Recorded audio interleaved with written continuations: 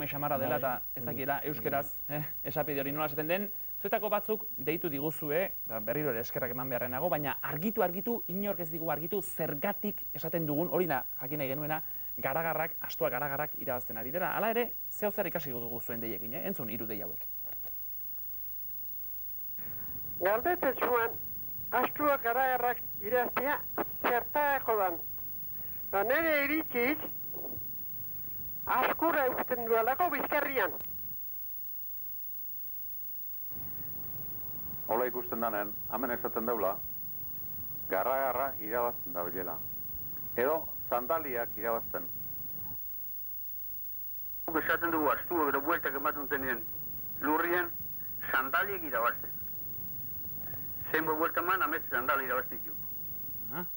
Eskerrik asko, entzun duzu ez da? Beraz, astoa garagarrak irabazten ari da, baina Euskal Herriko zenbait lekutan astoa sandaliak irabazten ari da. Zenbait buelta eman, hainbeste sandalia irabazi, Hala esan digute, Hondarribitik, Beasaindi, Legorretatik izandako dei batzuetan. Hala ere, inork ez digu argitu garagarrak irabazten edo sandaliak irabazten zergatik esaten den. Zergatia jakin nahi genuen, baina dira, beti ez da jakiten. Matematikan bai, ia beti, Josmar Igoñek esan digu. Ez? Beti da jakiten. Ez. Baina emaitza ia beti ateratzen da ondo, Josmari, matematikan, ez? Ez.